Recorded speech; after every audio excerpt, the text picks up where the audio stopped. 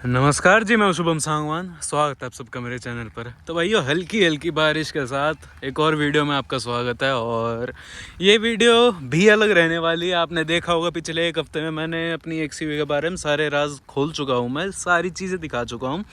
तो आज इसका ये समझ लो कि भाई मैं ओनरशिप देने वाला हूँ, समझना क्या, सही में देने वाला हूँ। और मैंने अपने चैनल पर सबसे पहली वीडियो इसी की डाली थी, एक हिसाब से इसका रिव्यू डाला था, पर इसका ओनरशिप मैंने ढंग से अभी तक नहीं डाला है। तो आज मैं अपनी गाड़ी का ओनरशिप रिव्यू डालने वाला हूं कि इस गाड़ी ने मेरे को पिछले 9 साल में कितना तंग करा है या कितना खुश करा है। पहली बात, इस गाड़ी में एक चीज़ खास है, आप सब जानते हो। जो नहीं जानते, जो नए भाई आज ये वीडियो देख रहे हैं, जान लो कि ये जो गाड़ी हमारी ये चली हुई है पूरे 2,33,000 किलोमीटर। कितने? 2,33,000 किलोमीटर। हाँ, टोयोटा वाले सोच रहे होंगे कि भाई ये तो छोटी मोटी बात है, पर महिंद्रा वालों के लिए थोड़ी सी बड़ी बात हो सकती है। तो ये गाड़ी हमारी पिछले 9 साल में 2,33,000 किलोमीटर चली हुई है। और आज इसका ओनरशिप दूंगा मैं कि इस गाड़ी में कितना खर्च, इस गाड़ी ने मतलब कितना लूटा है मेरे को या कितना खुश रखा है मेरे को over these years, over 2,33,000 kilometre. और मैं इस गाड़ी को कब तक रखने की सोच रहा हूँ और मैं इस गाड़ी के बाद कौन सी गाड़ी लेने की सोच रहा हूँ। तो आज की वीडियो में मैं ये सारे राज खोलने वाला हूँ। तो भाई पहली बात, फॉर योर इन्फॉर्मेशन, ये गाड़ी मैं लाया था 2013 में फेब में, तो यानी 2023 के फेब तक की इसकी दिल्ली एनसीआर में वैलिडिटी है। लेकिन किंतु परंतु इसकी जो आरसी है वो है 15 साल की, यानी 2028 तक की वैलिडिटी है उस आरसी की। तो 10 साल बाद ये गाड़ी दिल्ली एनसीआर में नहीं चलेगी, लेकिन बिना ट्रांसफ़र करे दिल्ली एनसीआर के बाहर चल सकती है, सिर्फ ओनरशिप ट्रांसफ़र करूँ मैं तो भाई साफ सीधी बात। देखो, इस गाड़ी के आपने ड्रैग रेसेस बहुत देखी है, ऐसी इसकी चाबी आती थी, देख लो। W8 की बैजिंग, W8 मॉडल उस टाइम पे टॉप मॉडल आता था। इसके ऊपर W8 का ऑल व्हील ड्राइव मॉडल आता था, जिसको लेने में सब झिझकते थे, क्योंकि उस गाड़ी में जितनी प्रॉब्लम थी XUV 500 के ऑल व्हील ड्राइव में जितनी प्रॉब्लम थी वो शायद ही किसी गाड़ी में आई होगी। आज की तारीख में XUV 700 के ऑल व्हील ड्राइव में भी प्रॉब्लम है, तो इस चीज़ पे महिंद्रा को काम करना चाहिए। तो ये W8 मॉडल टॉप मॉडल आता था, इसके ऊपर आता था ऑल व्हील ड्राइव। और ये गाड़ी मेरे को 2013 में पड़ी थी 15.5 लाख रुपए ऑन रोड। रजिस्ट्रेशन नंबर देख लो, मेरा VIP नंबर है। और 2400 की जगह मैं उस टाइम 0024 ले रहा था, पर वो किसी रीज़न की वजह से नहीं मिला। तो आज की तारीख में ना इस नंबर की वैल्यू है 25,000 रुपये। अगर आप जाके लो 2400 नंबर, मतलब पहले 2 डिजिट और बाद में 00, तो ये 25,000 30,000 में मिल जाता है। और मैंने उस टाइम लिया था ये 10,000 का नंबर। तो देख लो महंगाई कितनी ऊपर चढ़ चुकी है। दूसरी चीज़, मैंने सिल्वर कलर क्यों लिया, तो बता दूं भाई, उस टाइम थोड़ा छोटा था मैं उम्र में, इतना ज़्यादा ज्ञान था नहीं मेरे को, तो ये ले ली। अगर मेरे को उस टाइम ज्ञान होता, थोड़ा उम्र में बड़ा होता, मेरे से अगर पूछा जाता, तो मैं ब्लैक लेता, पर्सनल प्रेफरेंस। पर ये वाला जो फेस था XUV 500 का, वो इसी कलर में जचता था, ब्लैक कलर में नहीं जचता था, वाइट में तो बिल्कुल नहीं जचता था। एक ग्रीन कलर था उनका, वो किसी ने नहीं लिया। एक लाल रंग था, वो पता नहीं क्यों ले रहे थे लोग। और बीच में इनने पता नहीं क्या ऐसी तैसी करी, इनने नीला कलर भी लॉन्च कर दिया था। वो तो खैर भगवान जाने क्यों ली लोगों ने। तो देखो यार, इस गाड़ी की ड्रैग रेसेस आपने देखी और परफॉर्मेंस माइंड ब्लोइंग, सब जानते हो कितनी बेहतरीन भागती है सेगमेंट के हिसाब से। ये गाड़ी देखो, फुल साइज़ SUV तो नहीं है। फुल साइज़ SUV आती थी उस टाइम, फॉर्च्यूनर या एंडेवर, जो ये वाली गाड़ी ये आती है फुल साइज़ SUV, उनसे एक लेवल नीचे है अगर साइज़ में बात करो तो। लेकिन फीचर्स में बात करो तो उनकी बाप है ये गाड़ी, साफ सीधी बात है। तो ये गाड़ी ना XUV 500 2011 में लॉन्च हुई थी, और 2015 में इसका फेस लिफ्ट आया था, 2019 में इसका एक और फेस लिफ्ट आया था। और देखो, मानो ना मानो, पर्सनल प्रेफरेंस वंस अगेन, जो लुक इस वाली XUV का था, वो आज तक, मतलब बाद में जो XUV के फेस लिफ्ट आए थे उनमें कहीं ना कहीं ये चीज़ मिसिंग थी। ये जो चीता वाला इम्प्रेशन इनने यहाँ दिया था, दरवाजे तो खैर आखिर, डोर हैंडल तो आखिर तक ऐसे ही आए थे। तो इस गाड़ी के आपने फ़ायदे मेरे मुंह से बहुत सुने हैं कि हाँ भाई बहुत पसंद है, बहुत ऐसी है, बहुत वैसी है। इसके नेगेटिव्स की बात करूँगा आज मैं बेसिकली, कि इस गाड़ी ने मेरे को कितना तंग करा है, कितना परेशान करा है। तो एक मेन नेगेटिव चीज़ इस गाड़ी की मैं बताऊँ आप लोगों को। चलो जी पीछे चलो। हाँ, 7 सीटर में ये गाड़ी आती थी। अरे भैया, डैम, इसको आगे करो। पीछे की सीट रिक्लाइन हो जाती है, ऐसे मत सोचना, कुछ नहीं है।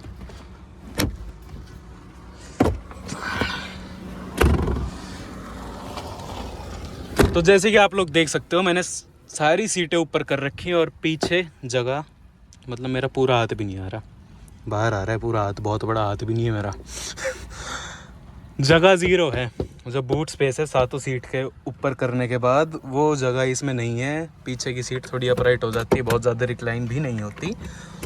पर लास्ट रो की जो स्पेस है ना, देख सकते हो आप, जो लास्ट रो की स्पेस है वो कहीं ना कहीं प्रैक्टिकल है, इंसान बैठ सकता है अगर 5.5 फुट तक का है तो।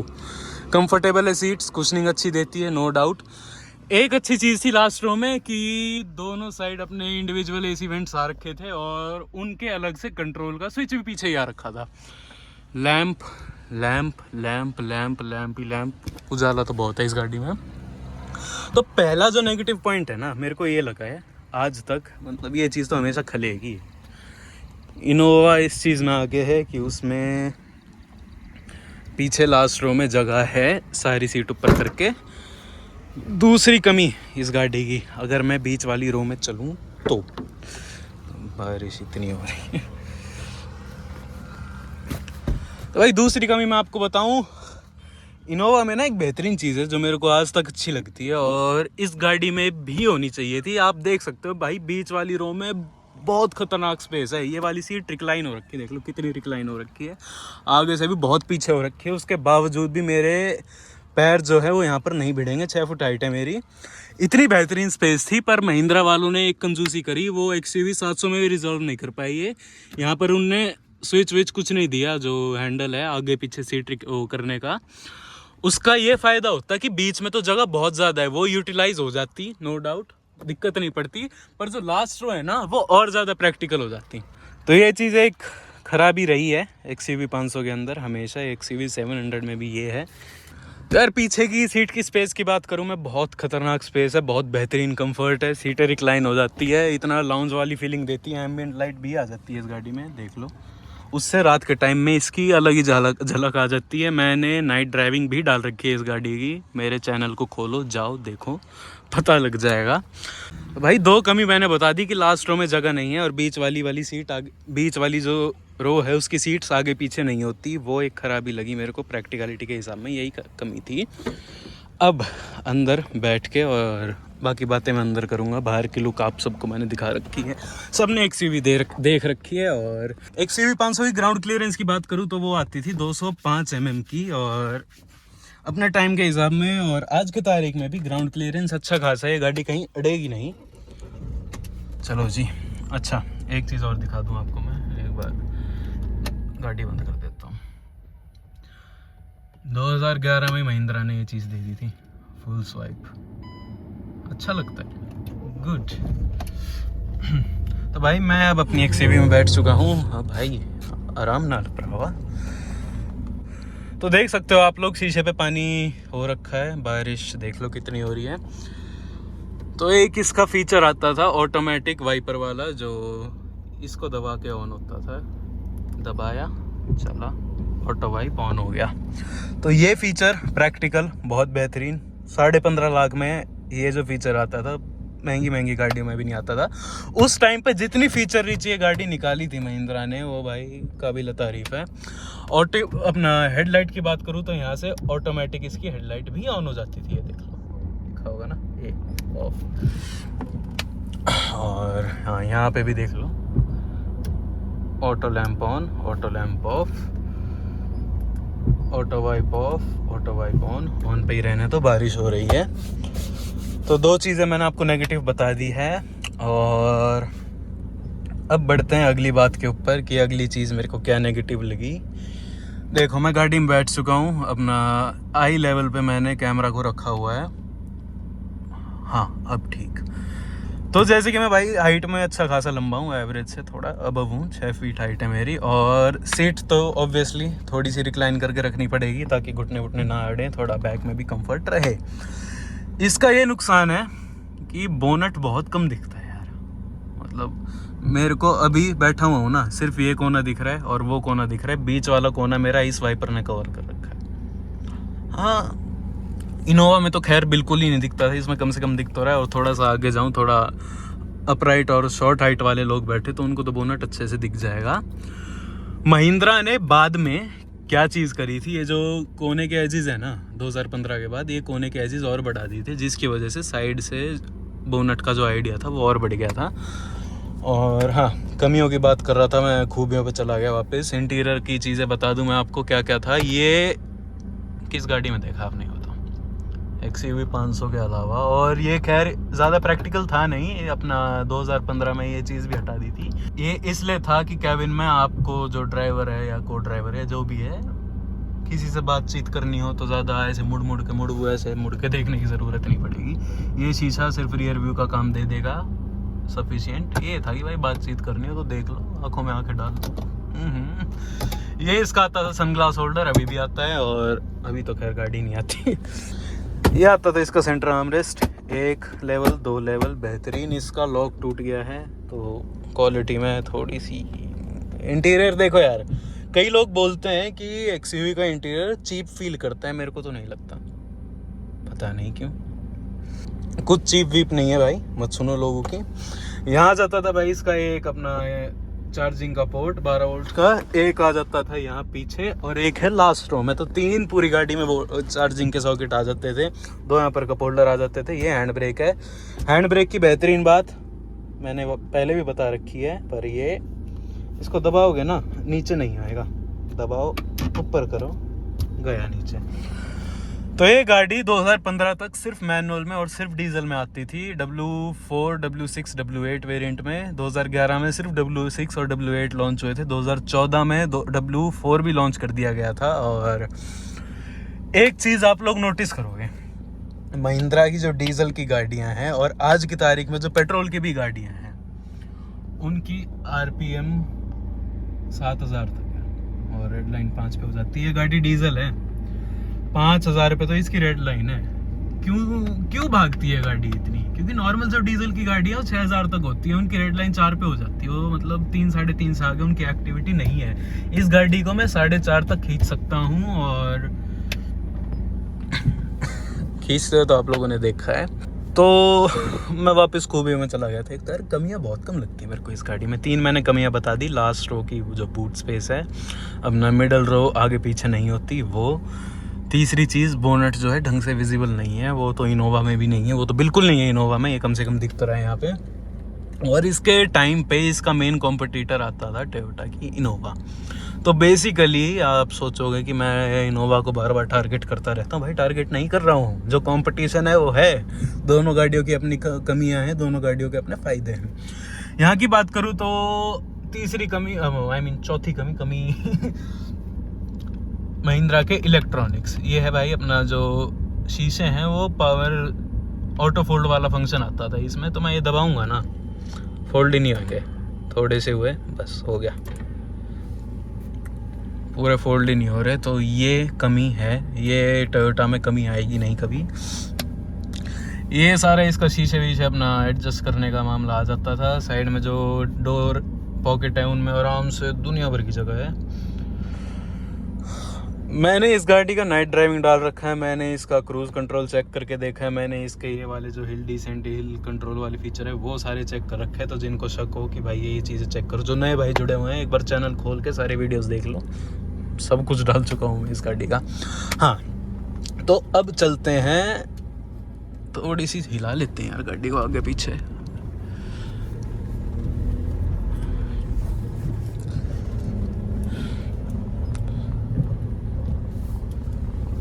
एक तो महिंद्रा की है TPMS वाली लो प्रेशर वाली बत्ती नहीं जाती, पता नहीं क्या सेंसरों में खराबी है इनके। दूसरा गेयर मार के चढ़ा लेते हैं, फिर बताते हैं।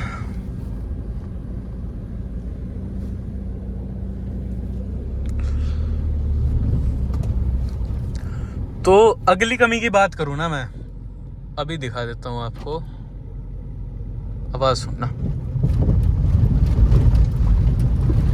कैबिन में इतना नॉइज है, यहाँ सुनना।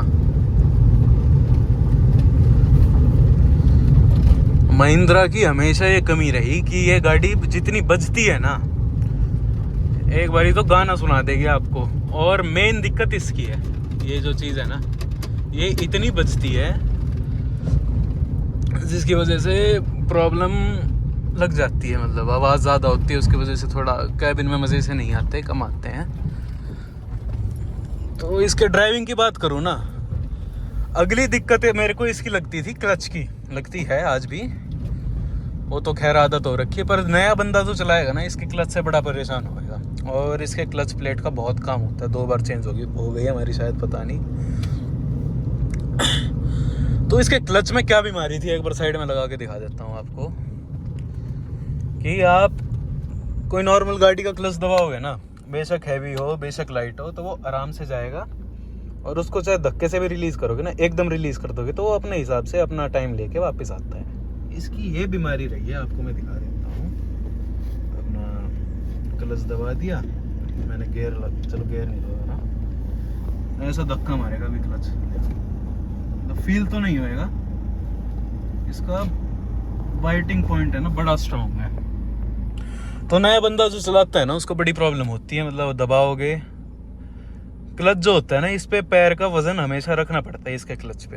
अगर आप नॉर्मल चला रहे हो, शहर में नॉर्मल ड्राइविंग कर रहे हो, जाम में हो या गियर बदल रहे हो, जैसे मैं बता देता हूँ आपको, ये तो गियर बड़े अटकता है भाई। एक और कमी गिन लो। अब मैं क्लच है ना, मेरे को इस पे जोर लगा के रखना पड़ेगा। उठ गई, अब मैंने पूरा रिलीज करा। मैं इसको धक्के से रिलीज करूंगा ना, मैं अब की बार धक्के से रिलीज करूंगा, और इसका फर्क देखना, गाड़ी कितना वो झटका मारेगी। देखा, ऐसे आता है ये, ऐसे। मतलब वजन हमेशा इस पे लगा के रखना पड़ता है। तो ये एक कमी लगती थी इसके क्लच की। क्लच के बिहेवियर की बात कर दी मैंने, पर क्लच का वजन डीजल कार के हिसाब में बहुत लाइट क्लच है इसका, बहुत, मतलब बेशुमार लाइट।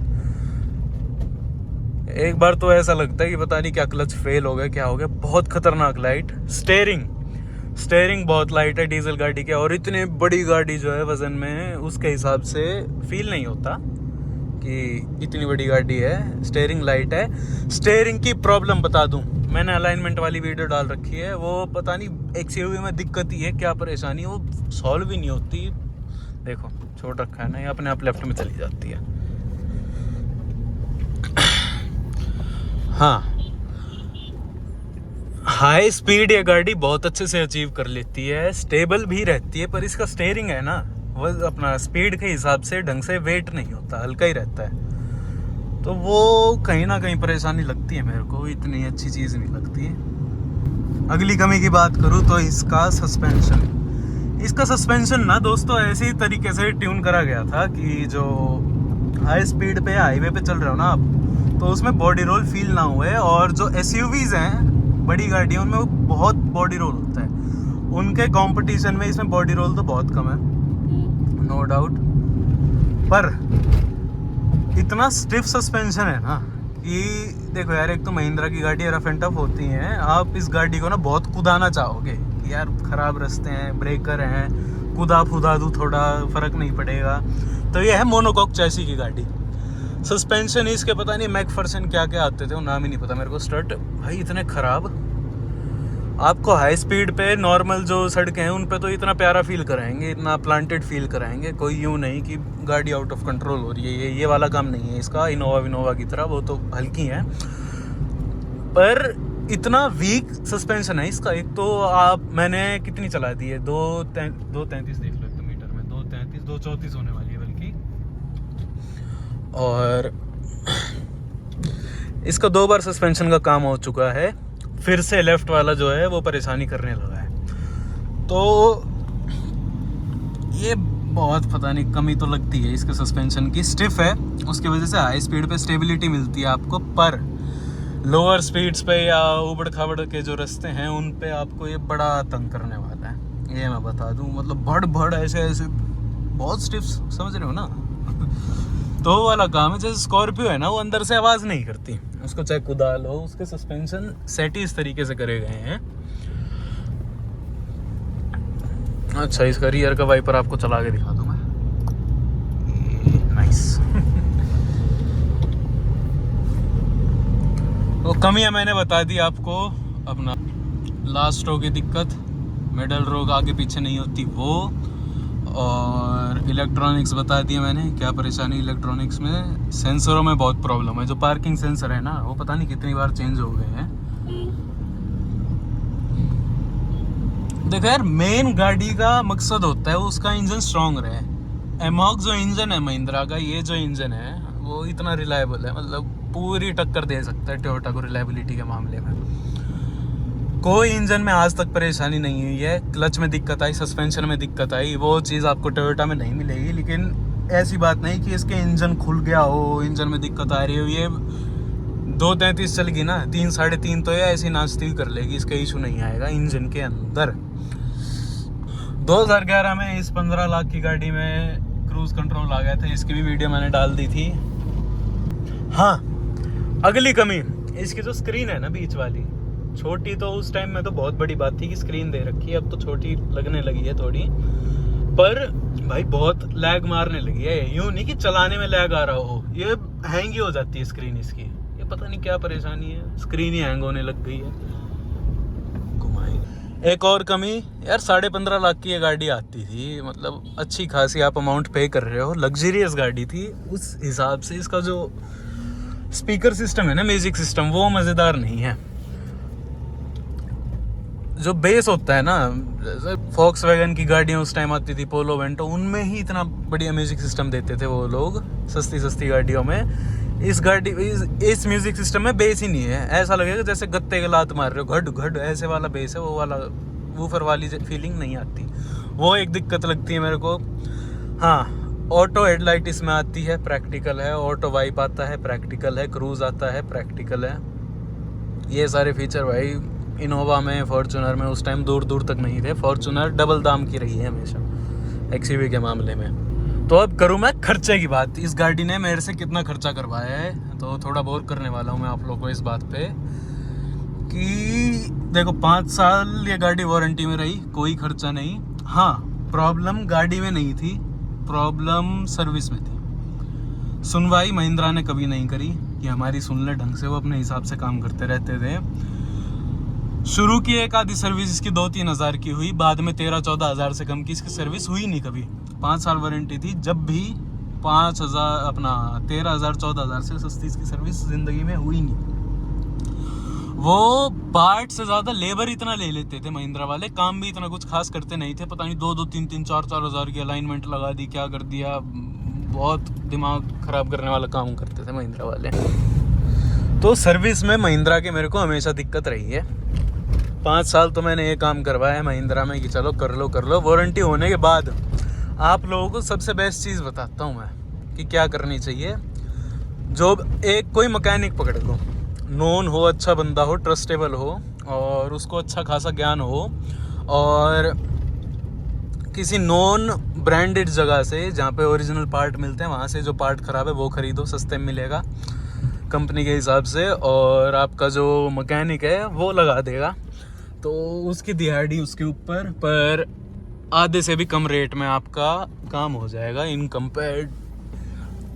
Comparison to company. हाँ, बहुत कुछ सामान दे दिया था, पर रिवर्स कैमरा स्टैंडर्ड नहीं था, एक्सेसरी में था, वो हमने फिर लगवाया नहीं उस टाइम, पता नहीं क्यों। अगले खर्चे की बात करूँ, इसने कब करवाया, 6 साल जब इसको पूरे हुए थे ना, तो इसका क्लच बैठ गया था। मतलब क्लच दबाया, यूँ नहीं कि हाई स्पीड पे थी या कुछ थी, नॉर्मली 20-30 की स्पीड पे चल रही थी, क्लच दबाया, वो उठा ही नहीं, वापस ही नहीं आया। तो क्लच की सारी लाइनिंग चेंज हुई थी, प्लेट चेंज हुई थी, तो उसका खर्चा आया था। सस्पेंशन के हमेशा खर्चा आते रहे हैं। एसी का कंप्रेसर पता नहीं यार क्या है, 2 बार चेंज हो चुका है। पिछले 2,33,000 किलोमीटर में 2 बार इसका एसी का कंप्रेसर चेंज हो चुका है। और टायरों की वैलिडिटी, मतलब टायर कितने चलेंगे, वो तो यार आप लोगों की ड्राइविंग के ऊपर है, साफ सीधी बात है। और क्या खर्चा करा है, सस्पेंशनों का मैंने आपको बता दिया है। तेल ज़्यादा पीती नहीं, यूँ नहीं है कि बहुत ज़्यादा लेती हो। शहर में आपकी रफ चलाओगे तो 9 की दे देगी, और नॉर्मली चलाओगे 10-11 की दे देगी, हाईवे पे आप 80-90 पे चलाओगे 18 की दे देगी, 17 की दे देगी, 16 की दे देगी, 100 प्लस रखोगे 15-16 की माइलेज देती रहेगी। तो माइलेज में भी इसके इशू नहीं है। बेसिकली यार महिंद्रा की सर्विस में खर्चा है इसका, और गाड़ी ने खर्चा नहीं करवाया है ज़्यादा कुछ। हाँ, अब मैंने इसकी ड्रैग रेसेस बहुत कर दी, तो उसके चक्कर में ये फ्रंट व्हील ड्राइव गाड़ी है, तो एक्सल इतना बुरा इफेक्ट होता है ना ड्रैग रेसेस की वजह से, क्योंकि खड़े हुए क्लच डंप करते हो, व्हील स्पिन मारती है, बहुत खास तो मारती नहीं है और बहुत बेहतरीन लॉन्च भी नहीं है इसका। पर अब देख लो, गाड़ी रफ चलाओगे तो दिक्कत तो देगी, वो कहीं ना कहीं अपनी भी कमी रहेगी। तो यार 2,33,000 9 साल मेरे को इस गाड़ी ने कितना खुश रखा है। तो हाई स्पीड पे या लॉन्ग रूट पे जाते थे ना, इस गाड़ी ने कभी थकाया नहीं। स्पेस में इस गाड़ी की कभी कमी नहीं रही। 7 सीटर है, 8-8 लोग भी बैठ के इसमें लंबे लंबे श्रीनगर तक के भी इसके रूट मारे हुए हमने, कभी परेशानी आए नहीं। कभी यूँ नहीं कि सस्पेंशन तंग कर रहा हो लॉन्ग रूट पे। जो रफ पैचेस हैं उन पे ग्लाइड कर जाएगी, यूँ नहीं कि आपको परेशान करेगी। पर आवाज़ अंदर से बहुत आती है इसके प्लास्टिक्स की, ये जो चीज़ है इसकी आवाज़ बहुत आती है। सस्पेंशन की इतनी हार्ड आवाज़ है ना, ऐसा लगता है पता नहीं क्या टूट गया। एक और कमी इसकी जो अंडर बॉडी है ना, जो आगे का इंजन है उसमें गार्ड है, वो पता नहीं किस क्वालिटी का लगा रखा है, बार बार टूट जाता है। 2 बार टूटी है वो, अभी भी उखड़ा हुआ है, पता नहीं क्या सिस्टम है। अच्छा, ये गाड़ी ना आपको कभी ये फील नहीं होने देगी कि ये बहुत मतलब साइज़ में बड़ी है या कुछ, इसको चलाना महाभारत है, ऐसा कभी फील नहीं करवाएगी आपको। तो महिंद्रा की जो पार्ट्स है ना, वो प्राइस में बहुत ज़्यादा महंगे भी नहीं है, सस्ते भी नहीं है, कहीं सोच रहे हो सस्ते हो, हाँ ठीक ठाक दाम के हैं। पर reliability in compare to Toyota parts की ज़ीरो है, बहुत ज़्यादा रिलायबल नहीं है इसके पार्ट। सस्पेंशन बहुत जल्दी इसका काम मांग लेगा 70-80 हज़ार किलोमीटर पे ही। एसी के कंप्रेसर बहुत ज़्यादा कामयाब, मतलब कूलिंग तो बेहतरीन कर देता है कैबिन में, पर ख़राब जल्दी हो जाता है। और क्लच प्लेट इसकी बहुत ख़तरनाक तरीके से फूक जाती है, कई बार इसका क्लच का काम होएगा आपका, क्लच आपको तंग करेगा, मतलब ऐसा ख़तरनाक झटका मारता है। और इलेक्ट्रॉनिक्स जो है वो परेशान करेंगे, सेंसर्स जो हैं वो परेशान करेंगे। पर भाई आपके ऊपर है, ठीक करवाने करवाओ, नहीं करवाने मत करवाओ। सर्विस इंटरवल की बात करूँ तो 10,000 किलोमीटर का इंटरवल आता है इसका, पर हमने 10 से ज़्यादा ही चलाई हमेशा, टाइम टू टाइम करवाई, उन्हें की कंजूसी करी हो। 10 पे इंटरवल आता था, हम थोड़ा सॉफ्टली यूज़ करी गई है गाड़ी, इसलिए मेंटेन्ड है, इसलिए हमेशा चली गई है। 12,000 मतलब 10-12 हज़ार में इसका सर्विस हो जाती थी। पर हाँ, दाम भी फिर इसका उतना ही आता था, 13,000, 14,000, 15,000 बेसिक सर्विस। पार्ट चेंज हुए तो हमारे लाख रुपए भी लगे हुए हैं। क्लच का काम आ गया, सस्पेंशन का काम आ गया, कंप्रेसर का काम आ गया। 50-50 हज़ार के इसके कंप्रेसर आते थे कंपनी से, बाहर सस्ते मिल जाते हैं। परफॉर्मेंस वाइज, इंजन वाइज कभी इस गाड़ी में कमी नहीं आएगी। तो आप लोगों ने नोटिस करा होगा सेकंड हैंड मार्केट में ये गाड़ी बहुत मिलती है। तो मैं आपको बता दूं कि बाइंग गाइड बता देता हूं। बेसिकली सेकंड हैंड गाड़ी आप लेने जा रहे हो तो सबसे पहली चीज़, बेसिक चीज़ है, इसके जो किलोमीटर्स है वो चेक करवाओ कंपनी रिकॉर्ड से। अगर ओरिजिनली भी 70-80 हज़ार चली हुई है तो उसके सस्पेंशन में भाई काम आ रखा होगा। अगर काम नहीं करवाया है पिछले ओनर ने तो वो देख लेना, या तो 50,000 के आसपास या उससे कम चली हो तो देख लेना, 70-80 हज़ार चल रखी हो तो सस्पेंशन का काम हो रखा हो तो देख लेना, गाड़ी टूट ना रखी हो। एसी वेसी सारा चेक कर लेना, कंप्रेसर की, मतलब बेसिकली अपना मैकेनिक लेके जाना साथ में, और आपको ज्ञान हो वो आपके ऊपर है। पहिए जो व्हील्स हैं वो कितने, कौन सी कंपनी के बेसिकली अभी तक परफॉर्मेंस वाइज मेरे को इस गाड़ी में अच्छे लगे हैं तो वो है कॉन्टिनेंटल के 235-65 R 17 इंचज़ के इसके अलॉयज आते थे W8 मॉडल में, उससे नीचे स्टील व्हील आते थे। और कॉन्टिनेंटल कंपनी के अभी तक, मतलब फ़िलहाल कॉन्टिनेंटल के ही लगे हुए हैं, वो ठीक लगे मेरे को अभी तक परफॉर्मेंस वाइज, कंफर्ट वाइज भी, स्टेबिलिटी वाइज भी। और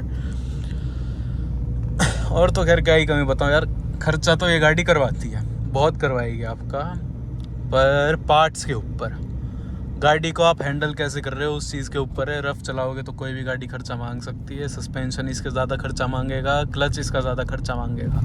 ये दो चीज़ें हैं जो ज़्यादा खर्चा मांगेगी। ब्रेक पैड भी ठीक ठीक चल जाते हैं, ब्रेकिंग अच्छी है इस गाड़ी की, इस गाड़ी के साइज़ के हिसाब से।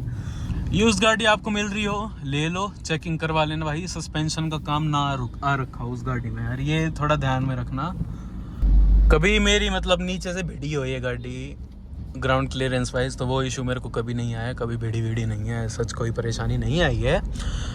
हाँ, अपनी गाड़ी के मैं एक आपको खासियत बता दूं जो मेरी वाली है। इतने किलोमीटर चले हुए हैं लेकिन आज तक आगे से पीछे तक बॉडी वाइज, जो बम्पर हो गए, गेट हो गए, ये सारे जो बाहर की आउटर बॉडी है उस वाइज इसका कोई पार्ट आज तक चेंज नहीं हुआ है, रीपेंट भी नहीं हुआ है, टच भी नहीं हुआ है। थोड़ी बहुत रबिंग सी हुई है, जो स्क्रैच व्रैच हैं उनमें कोई डेंट नहीं आया है। तो हाँ, देख लो भाई, ओरिजिनल गाड़ी की पहचान अलग रहती है। ये जो सीट कवर है ओरिजिनल है इस गाड़ी के, मैंने चेंज नहीं करवाया। ये वीडियो भी मैंने डाली थी, वो भी चेक कर लेना चैनल खोल के। तो जितने भी इस वीडियो में मेरे नए भाई जुड़े हैं, चैनल को मेरे खोल के देखो, और जितनी वीडियोस मैंने अपनी एक्सयूवी की रिगार्डिंग डाली है, जितनी रेसेस डाली है, उनको देखो, थोड़ा प्यार बरसाओ, फिर पसंद आए तो सब्सक्राइब करो, है कि नहीं।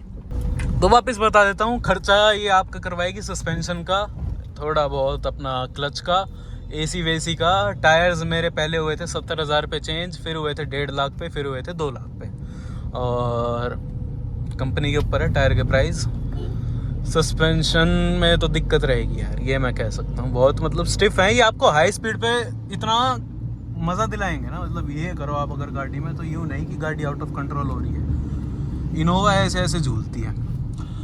अब मेन सवाल कि उस टाइम इस गाड़ी के कंपटीशन में क्या क्या था और मैंने ये गाड़ी ही चूज़ क्यों करी।